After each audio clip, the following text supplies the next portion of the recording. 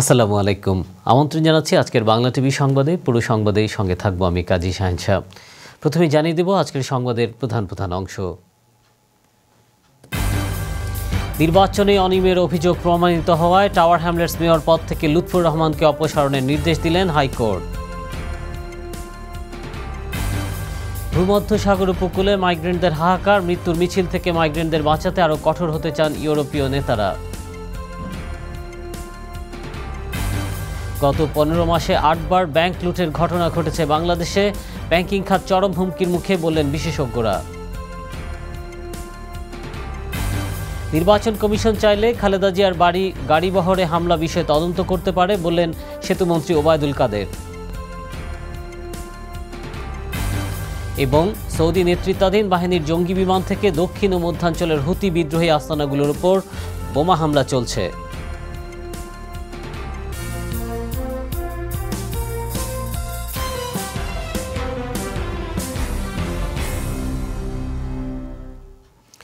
এতক্ষণ দেখছিলেন সংবাদের প্রধান অংশ। এবার নিয়ে যাব পুরো সংবাদে।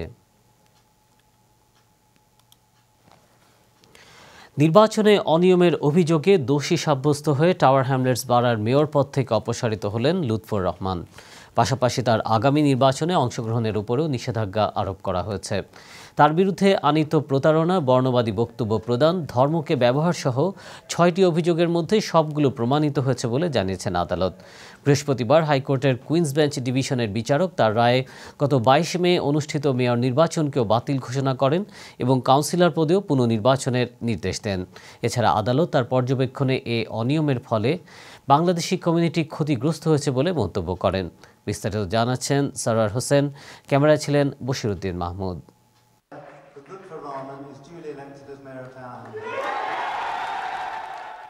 2010 সালে ব্রিটেনে প্রথম নির্বাচিত মেয়র হিসেবে সাড়া ফেলেছিলেন লুৎফর রহমান।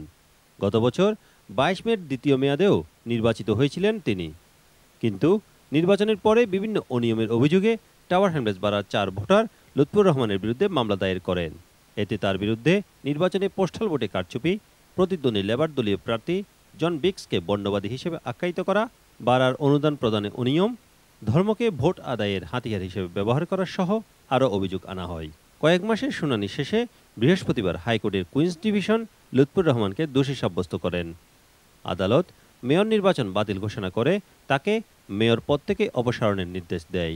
এদিকে রায় ঘোষণার পর নিজেদের সন্তুষ্টির কথা জানান পিটিশনকারীরা। They've demeaned our borough, they've demeaned the Bangladeshi community, they've demeaned the electoral process. As the judge said, they've totally corrupted the electoral process, and it's an appalling situation. But as a community, for the right we had done, so I had done for the community, for the especially Bengali community, Mr. Rahman used, and I'm a Muslim, and he used our religion. Community will stand together against corruption. রায়ের পর mayor নির্বাচনে labour দলের প্রার্থী জন বিক্স তার প্রতিক্রিয়ায় জানান, এবার সকল কমিউনিটির জন্য যোগ্য মেয়র নির্বাচন করতে হবে। We need to clean up the town, its politics, and get a fresh election and get a decent mayor to the town who supports and stands up for all communities. So the people of town who've been suffering from disadvantage as a result of his administration. 200 পৃষ্ঠার রায়ে আদালত তার পর্যবেক্ষণে বলছে, এই মামলার ফলে সবচেয়ে ক্ষতিগ্রস্ত হয়েছে বাংলাদেশি কমিউনিটি, যাদের ধর্মীয় অনুভূতিকে সুচতুরভাবে ব্যবহার করেছেন লুৎফর রহমান। এছাড়া আদালত কাউন্সিলর আলিবর চৌধুরীকেও দোষী সাব্যস্ত করেছেন। রায় ঘোষণার সময় আদালতে ছিলেন না লুৎফর রহমান, তবে রায়ের ব্যাপারে আইনজীবীদের সাথে পরামর্শ করে পরবর্তী করণীয় ঠিক করবেন বলে জানান আদালতে উপস্থিত deputy mayor Oliur Rahman. This judgment has come as a shock. The mayor strongly denies any wrongdoing and has full confidence in the justice system. So the result has been surprising to say the least. We are now seeking further legal advice on the matter in relation to the judgment review. More detailed statements will be provided shortly. এছাড়া councillor খালেসুদ্দিন জানালেন, এখন কমিউনিটিকে ঐক্যবদ্ধভাবে আগামী প্রজন্মের জন্য সুন্দর ভবিষ্যৎ নিশ্চিত করতে কাজ করতে হবে। আমরা ইউনাইটেড হতে হবে, যেভাবে আমাদের পরবর্তী প্রজন্মকে আমরা এই দেশে সুন্দর এবং সুষ্ঠু জীবন গড়ার কাজে সহযোগিতা করতে পারি। এথনিক মাইনরিটি অধ্যুষিত টাওয়ার হ্যামলেটস পাড়ার মেয়র নির্বাচন নিয়ে যে বিতর্ক সৃষ্টি হয়েছিল তা শেষ পর্যন্ত আদালতে গড়িয়েছে। কারচুপির অভিযোগে দীর্ঘদিন শুনানির পর আদালত তার রায় ঘোষণা করেছে। বৃহস্পতিবার ঘোষিত রায়ে মেয়র লুৎফর রহমানকে অপসারণের নির্দেশ দিয়েছে আদালত। এছাড়া আদালত বলছে এই রায়ের ফলে বাঙালি কমিউনিটির ভাবমূর্তি ক্ষুণ্ণ হয়েছে। রয়্যাল কোর্ট অফ জাস্টিস থেকে সরওয়ার হোসেন, বাংলা টিভি। মেডিটেরিয়ান সমুদ্র এলাকায় মানব পাচার এবং ইমিগ্রেন্ট নিহতদের ঘটনা নিয়ে জরুরি বৈঠকে বসেছেন ইউরোপীয় ইউনিয়ন নেতারা। গত এক সপ্তাহে সমুদ্রে ডুবে যে পরিমাণ ইমিগ্রেন্ট মারা গেছে তা পুরো বিশ্বকে অবাক করেছে। মৃতদের মাত্র কয়েকজনকে সমাধিস্থ করতে গিয়ে বৃহস্পতিবার ওঠে শোকের মাতম। ইমিগ্রেন্টরা বললেন এই মৃত্যুর মিছিল থামাতে হবে, তা না হলে মানব পাচারকারীরা বেপরোয়া হয়ে উঠবে। আর ইউরোপীয় নেতারা মানব পাচার রোধে আরও কড়াকড়ির আরোপের কথা বললেন। বিস্তারিত থাকছে ডেস্ক রিপোর্টে। 24 জনের কফিন, যাদের প্রত্যেকে এরিত্রিয়ান মাইগ্রেন্টস, যারা সমুদ্র পাড়ি দিতে গিয়ে মৃত্যু যাত্রী হয়েছেন। কেউ জানে না মৃত ব্যক্তিদের নাম, তাই কফিনের গায়ে শুধু নাম্বার দেয়া। তাদের এভাবে ইউরোপীয় ইউনিয়নের তত্ত্বাবধানে সমাধিস্থ করা হয়। এখানে যাদের শেষকৃত্য অনুষ্ঠানের আয়োজন করা হয়েছে তারা মৃতদের মধ্যে সামান্য কয়েকজন। যাদের পাওয়া যায়নি তাদের মৃতদেহ আর পাওয়ার কোনো সম্ভাবনা নেই। এই পরিস্থিতিতে মাইগ্রেন্টদের অনুভূতি প্রকাশেও ঝরে পড়ল হাহাকার। It left me in pieces, and I'm here to cry and beg for the world to stand up for once, to stop fighting, stand up and wear awareness for humanity. The solution is to get a government, first of all, in Libya, because the problem is that smugglers in Libya, they making, the journey for the people of a crowded small boats who are not good. Italy কয়েকদিনে প্রায় 200 migrant উদ্ধার করেছে সমুদ্র থেকে। লিবিয়ার coast এলাকা থেকে 40 mile দূরে দুটি নৌকা পায় ইতালির উদ্ধারকর্মীরা।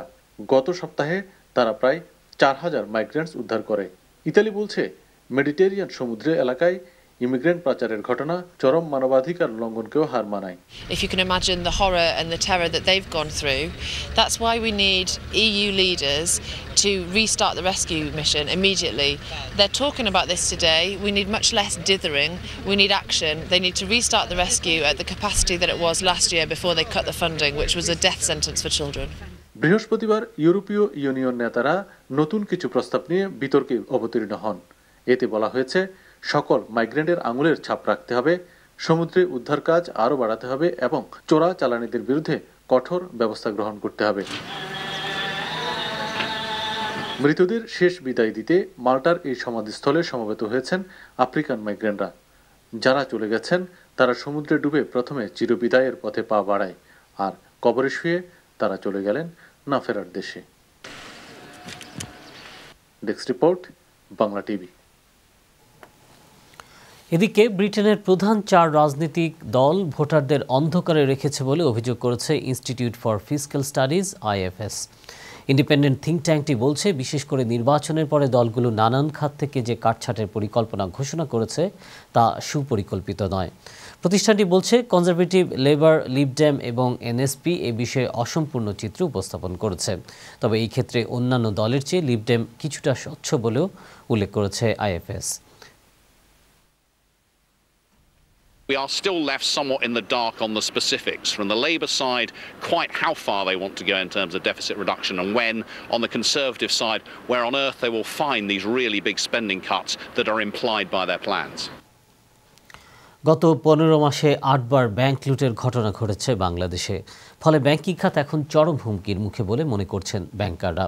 বাংলাদেশ ব্যাংকের সাবেক একজন গভর্নর বললেন, এভাবে বারবার ব্যাংক ডাকাতির ঘটনা ঘটলে গ্রাহকদের আস্থা কমে যাবে আর তাতে আর্থিক হুমকির মুখে পড়বে ব্যাংকিং সেক্টর। বিস্তারিত থাকছে রিপোর্টে। গেল বছরের 26 জানুয়ারি কিশোরগঞ্জের সোনালী ব্যাংকের শাখা থেকে সুড়ঙ্গ খুঁড়ে 16 কোটি 90 লাখ। একই বছরের মার্চে বগুড়ার আদমদীঘিতে 30 লাখ। সেপ্টেম্বরে জয়পুরহাটে ব্র্যাক ব্যাংকের 2 কোটি টাকা। হিসেব করলে 15 মাসে 8 বার ব্যাংক লুটের ঘটনা ঘটেছে।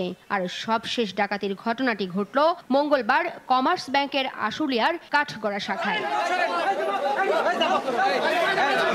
আর্থিক প্রতিষ্ঠানগুলোতে বারবার এ ধরনের ঘটনা পুরো খাতের নিরাপত্তাকে হুমকির মুখে ফেলছে বলে মনে করেন ব্যাংকাররা। এখন প্রত্যেকটা ব্রাঞ্চে আমার মনে হচ্ছে সবাই খুব ভয় আছে। সার্বক্ষণিক নিরাপত্তা ব্যবস্থা জোরদার করা দরকার। ফিনান্সিয়াল সেক্টরে যদি আস্থার সংকট আসে তাহলে এটা পুরো দেশের জন্য ক্ষতিকর কারণ হয়ে দাঁড়াবে। এটা কঠিনভাবে এটা দেখা উচিত এবং স্পেশালি দেখা উচিত এটাকে। আর্থিক প্রতিষ্ঠান বিশেষ করে ব্যাংক লুটের ঘটনাকে খুবই স্পর্শকাতর মন্তব্য করে সাবেক গভর্নর বললেন, ব্যাংকগুলোতে নিরাপত্তাজনিত নীতিমালা পালন করা জরুরি। এই সমস্ত ঘটনা যদি ঘটে তো গ্রাহকদের কিন্তু আস্থাটা কমে যায় ব্যাংকের প্রতি। প্রথম হলো ব্যাংক ব্রাঞ্চগুলো যেখানে হবে রিমোট কিনা বা ওখান থেকে আপনার আইন শৃঙ্খলা বাহিনীর লোক বা আগুন লাগলে তাড়াতাড়ি যেন পৌঁছতে পারে, ওই বিল্ডিংটার সুরক্ষা এবং ওই এলাকাটা, এটা সবচেয়ে বড় জিনিস। যারা ভেতরে প্রবেশ তাদেরকে আইদার হাতের সাথে সার্চ করে অথবা আর্চ দেয়। এখন বাংলাদেশে যে একটা অসুবিধা লোকে এগুলো অনেকে কিন্তু মাইন্ড করে যে আপনি আর এটা সময় ক্ষেপণ। তবে আমার মনে হয় আস্তে আস্তে এটা করতে হবে। ব্যাংক কিন্তু নিজস্ব প্রহরী বা নিজস্ব একটা ব্যাংককে কিন্তু সুরক্ষা কোনোদিনই করতে পারবে না। রাত্রের ব্যাপার আছে, সারাদিনই, কারণ ব্যাংকের এমন কিছু না যে বিরাট দুর্গ গড়ে তুলবে ওখানে। এইখানে কিন্তু আইন শৃঙ্খলা বাহিনীর সবচেয়ে বড় একটা অবদান আছে। ঘটনার সঙ্গে জড়িতদের দৃশ্যমান কোনো বিচার না হয় এ ধরনের ঘটনা অপরাধীদের উৎসাহ যোগাচ্ছে বলেও মনে করেন তিনি। এটা কিন্তু সার্বিকভাবে আমি বলবো যে আইন শৃঙ্খলা আমাদের যে সুনিশ্চিত করা হচ্ছে না, এটা একটা অনেকাংশে দায়ী। কিন্তু তাই কালক্ষেপণ না করে অপরাধীদের দ্রুত বিচারের আওতায় আনার পরামর্শ দিলেন এই বিশিষ্ট অর্থনীতিবিদ। দর্শক, আপনারা দেখছেন বাংলা টিভি সংবাদ। এবার যাচ্ছি একটি বিরতিতে, আর যখন ফিরব তখন অন্যান্য সংবাদের সাথে আরও যা থাকবে। নির্বাচন কমিশন চাইলে খালেদা জিয়ার গাড়ি বহরে হামলা বিষয়ে তদন্ত করতে পারে বললেন সেতুমন্ত্রী ওবায়দুল কাদের। এবং সৌদি নেতৃত্বাধীন বাহিনীর জঙ্গি বিমান থেকে দক্ষিণ ও মধ্যাঞ্চলের হুতি বিদ্রোহী আস্তানাগুলোর উপর বোমা হামলা চলছে।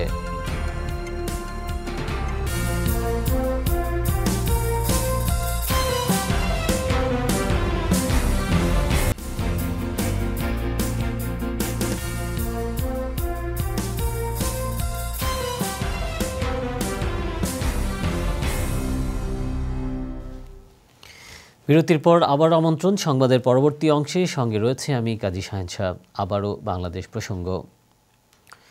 নির্বাচনী প্রচারণাকালে পরপর 3 দিন বিএনপি চেয়ারপারসন বেগম খালেদা জিয়ার গাড়ি বহরে হামলার ঘটনা টক অব দ্য কান্ট্রিতে পরিণত হয়েছে। আর এর জন্য তথ্যমন্ত্রী দায়ী করলেন বেগম খালেদা জিয়াকেই। অন্যদিকে সেতুমন্ত্রী ওবায়দুল কাদের বললেন, ঘটনাটির তদন্তে নির্বাচন কমিশন ব্যবস্থা নিতে পারে। বিস্তারিত থাকছে রিপোর্টে।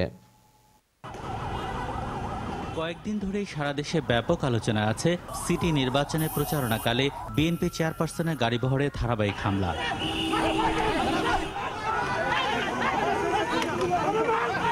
আলোচনা সমালোচনার হাওয়া রাজনৈতিক মহল ছাড়িয়ে তা এখন মন্ত্রীদের মুখে মুখে। এক সংবাদ সম্মেলনে তথ্যমন্ত্রী বলেন, বেগম জিয়ার নিরাপত্তা ব্যবস্থায় কোনো ঘাটতি ছিল না। বেগম খালেদা জিয়া নিজেই একটা উস্কানির বস্তু। সাম্প্রতিককালে উনি জঘন্য আগুন যুদ্ধের সঙ্গে জড়িত ছিলেন এবং আগুন যুদ্ধের মধ্য দিয়ে পোড়া মানুষের স্তূপ বাংলাদেশে তৈরি করেছেন। সেখানে উনার ধৈর্যশীল হওয়া উচিত।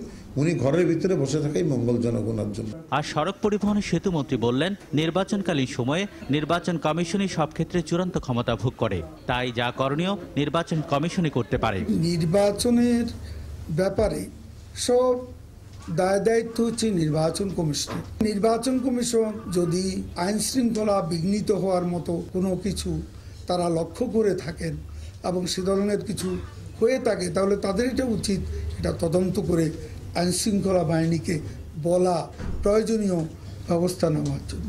কারণ এখন আইন শৃঙ্খলা বাহিনী নির্বাচন কমিশনের অধীনে। আসন্ন বর্ষা মৌসুমের আগেই দেশের বিভিন্ন এলাকার সড়ক ও মহাসড়কের সংস্কার কাজ শেষ করা নিয়ে এক পর্যালোচনা বৈঠক শেষে এসব কথা বলেন সেতুমন্ত্রী। অবশেষে বিশ্ববিদ্যালয় ছাড়তে হলো শাহজালাল বিজ্ঞান ও প্রযুক্তি বিশ্ববিদ্যালয়ের VC professor doctor Mohammad Aminul Haque ভূঁইয়াকে। পারিবারিক বিশেষ কারণ দেখিয়ে 1 মে থেকে 30 জুন পর্যন্ত তার ছুটিতে যাওয়ার কথা ছিল, কিন্তু বৃহস্পতিবার জরুরি সিন্ডিকেট করে ওই দিন থেকেই তিনি ছুটি নিতে বাধ্য হন। সীমাহীন দুর্নীতি, স্বজনপ্রীতি, সম্মানিত শিক্ষকবৃন্দকে অপমান ও স্বেচ্ছাচারিতার অভিযোগ এনে মহান মুক্তিযুদ্ধের চেতনায় উদ্বুদ্ধ শিক্ষকদের আন্দোলনের মুখে ভিসি এ সিদ্ধান্ত নেন। তবে ছুটি নয়, ভিসির পদত্যাগের দাবিতে অনড় আন্দোলনকারী শিক্ষকরা। ভিসির ছুটিকে প্রাথমিক বিজয় মনে করে আন্দোলন আপাতত স্থগিত করা হয়েছে। তবে তবে এই 2 মাস অধ্যাপক ইলিয়াস উদ্দিন বিশ্বাসকে ভিসির পূর্ণ ক্ষমতা দেওয়ার জন্য রাষ্ট্রপতির কাছে সুপারিশ করা হয়েছে বলে জানা গেছে।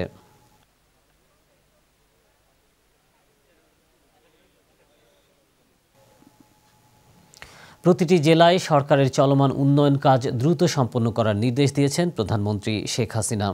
মন্ত্রিপরিষদ সম্মেলন কক্ষ থেকে সোমবার ভিডিও কনফারেন্সের মাধ্যমে তিনি হবিগঞ্জ জেলা উন্নয়ন সমন্বয় কমিটির সভায় সংশ্লিষ্ট কর্মকর্তাদের এই নির্দেশ দেন। একইভাবে ওই দিন সুনামগঞ্জ জেলা উন্নয়ন সমন্বয় কমিটির সদস্যদের সঙ্গে প্রধানমন্ত্রী শেখ হাসিনা ভিডিও কনফারেন্সের মাধ্যমে কথা বলেছেন। এ সময় প্রধানমন্ত্রী সুনামগঞ্জের সার্বিক উন্নয়ন কার্যক্রম সম্পর্কে জানতে চাইলে তাকে সব বিষয়ে অবগত করা হয়।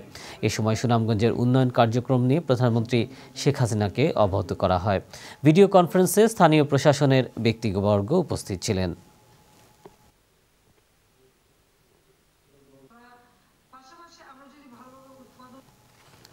যুক্তরাজ্যের বার্মিংহামে প্রতি বছরের ন্যায় এবারও বিশাল আকারে ইসালে সওয়াব মাহফিল পালন করার জন্য ইসালে সওয়াব বাস্তবায়ন কমিটির এক প্রস্তুতি সভা অনুষ্ঠিত হয়েছে। আমাদের মিডল্যান্ডস প্রতিনিধি মুশফেক চৌধুরী মোর্শেদ জানান, আল্লামা আব্দুল লতিফ সাহেব কিবলা ফুলতলি রহমতুল্লাহ আলাইহি সাল্লামের ইসালে সওয়াব পালন করার জন্য বার্মিংহামের স্থানীয় একটি হলে মাহফিল বাস্তবায়ন কমিটির চেয়ারম্যান আলহাজ নাসির আহমেদের সভাপতিত্বে ও secretary principal Maulana M A Kadir আল হাসানের পরিচালনায় এক প্রস্তুতি সভা অনুষ্ঠিত হয়। সভায় বক্তারা ইসালে সওয়াব মাহফিল সফল করতে যুক্তরাজ্যে বসবাসরত প্রবাসী ধর্মপ্রাণ মুসল্লিদের শরীক হওয়ার জন্য সকলের প্রতি আহ্বান জানান। সভায় অন্যান্যের মধ্যে উপস্থিত ছিলেন সাবেক ডেপুটি মেয়র আহমেদুল হক MBE, মাওলানা আব্দুল হক নোমানি, মাওলানা রুকনউদ্দিন আহমদ, মোহাম্মদ খুরশিদুল হক, মোহাম্মদ গাবরু মিয়া, মাওলানা হুসামউদ্দিন আল হুমায়দি সহ আরও অনেকে।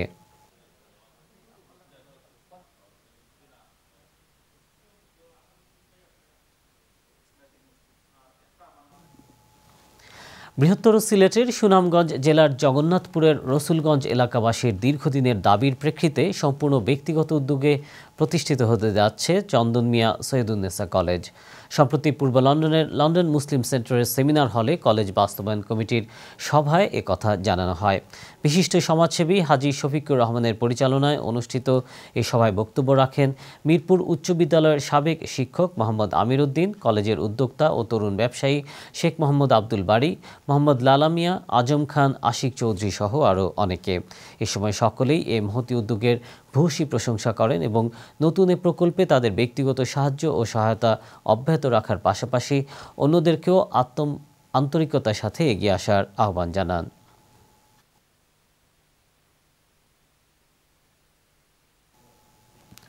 বিএনপি নেতা বেগম খালেদা জিয়ার উপরে সন্ত্রাসী হামলার প্রতিবাদে বিক্ষোভ সমাবেশ করেছে স্পেন বিএনপি। সংগঠনের সভাপতি খুরশেদ আলম মজুমদারের সভাপতিত্বে এবং সাধারণ সম্পাদক আব্দুল কাইয়ুম পঙ্কি ও ডাক্তার দুলাল আহমেদের পরিচালনায় গত 21 এপ্রিল মাদ্রিদের স্থানীয় এক রেস্টুরেন্টে এ সভা অনুষ্ঠিত হয়। আমাদের স্পেন প্রতিনিধি সেলিম আলম জানান, এতে প্রতিবাদ ও নিন্দা জ্ঞাপন করে বক্তব্য রাখেন কাজী কাশেম, আবু বকর, মোখলেসুর রহমান, রমিজউদ্দিন সহ আরও অনেকে। বক্তারা বলেন, সুষ্ঠু তদন্তের মাধ্যমে আওয়ামী সন্ত্রাসীদের উপযুক্ত বিচার না করলে এ সরকারের কোনো মন্ত্রী বা এমপিকে স্পেনের মাটিতে পা রাখতে দেওয়া হবে না।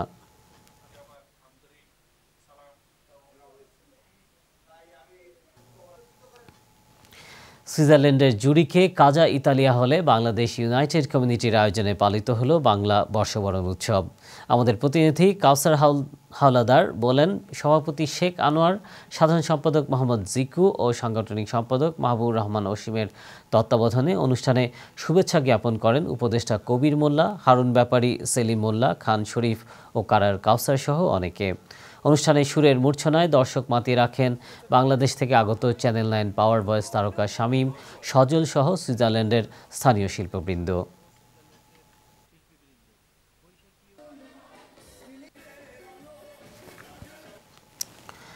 এবারে আন্তর্জাতিক প্রসঙ্গ।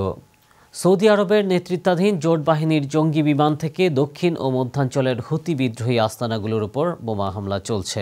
বৃহস্পতিবার সকালে বন্দরনগরী এডেন ও ইব ঘিরে হুতিদের উপর বিমান হামলা হওয়ার কথা রয়টার্সকে জানিয়েছে অধিবাসীরা। সৌদি নেতৃত্বাধীন বাহিনী মঙ্গলবার ইয়েমেনে বিমান হামলা বন্ধের ঘোষণা দেওয়ার পরদিনই ফের নতুন করে হুতিদের উপর এ হামলা শুরু করে। দক্ষিণের বন্দরনগরী এডেনের কাছের গ্রামগুলোতে হুতিদের ট্যাঙ্কের উপর চলছে বিমান হামলা। ওদিকে মধ্যাঞ্চলের ইব শহরে হুতিদের আস্তানা ও অস্ত্রাগারগুলোতে প্রচণ্ড বিমান হামলা চলার কথা জানিয়েছে অধিবাসীরা। তারা জানায়, হুবাইশ এলাকার আল কাফর শহরের একটি সামরিক ঘাঁটিতে এবং ইব ও ইয়ারিম শহরের উপকণ্ঠের কলেজ লক্ষ্য করেও হামলা চালানো হচ্ছে। ইয়েমেনে গত মঙ্গলবার আরব জোটের বিমান হামলার সমাপ্তি ঘোষণার পরও তুমুল লড়াই চালিয়ে যায় প্রতিদ্বন্দ্বী পক্ষগুলো। ফলে তাদের উপর ফের শুরু হয় বিমান হামলা। ইয়েমেনের নির্বাচিত প্রেসিডেন্ট আব্দুর রাব্বু মনসুর হাদির অনুগত বাহিনীর সঙ্গে লড়ছে সাবেক ইয়েমেনি প্রেসিডেন্ট আলী আবদুল্লাহ সালের অনুগত হুতি বিদ্রোহীরা।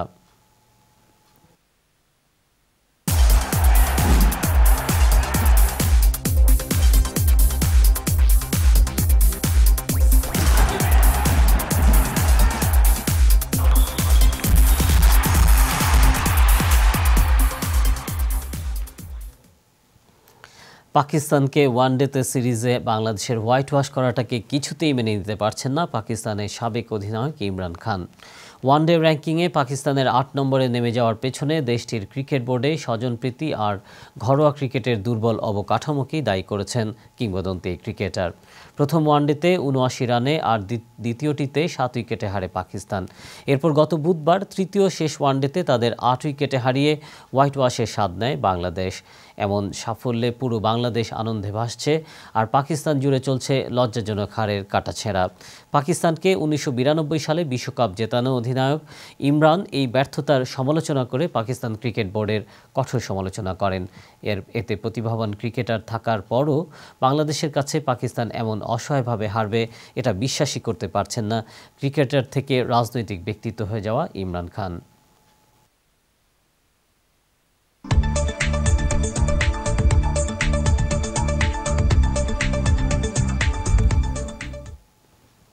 শুক্রবার ইংল্যান্ড এবং ওয়েলসের আকাশ মেঘলা থাকবে, স্কটল্যান্ড এবং নর্দার্ন আয়ারল্যান্ডের আকাশ আংশিক মেঘলা থাকবে। এবার জানিয়ে দিচ্ছি ব্রিটেনের প্রধান কয়েকটি শহরের শুক্রবারের সম্ভাব্য তাপমাত্রা।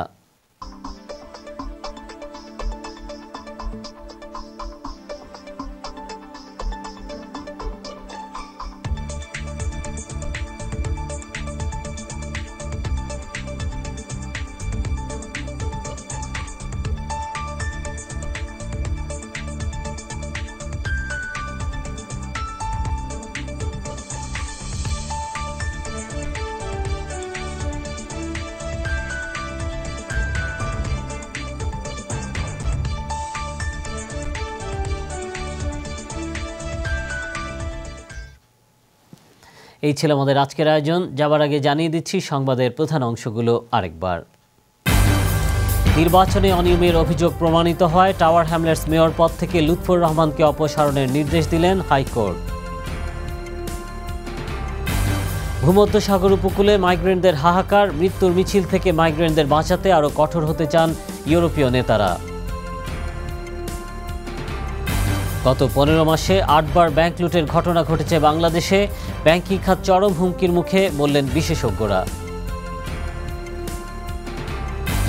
নির্বাচন কমিশন চাইলে খালেদা জিয়ার গাড়ি বহরে হামলা বিষয়ে তদন্ত করতে পারে বললেন সেতুমন্ত্রী ওবায়দুল কাদের। এবং সৌদি নেতৃত্বাধীন বাহিনীর জঙ্গি বিমান থেকে দক্ষিণ ও মধ্যাঞ্চলের হুতি বিদ্রোহী আস্তানাগুলোর উপর বোমা হামলা চলছে।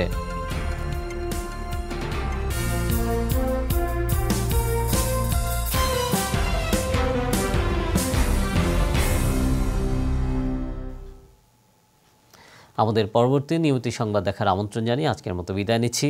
এতক্ষণ সাথে থাকার জন্য ধন্যবাদ।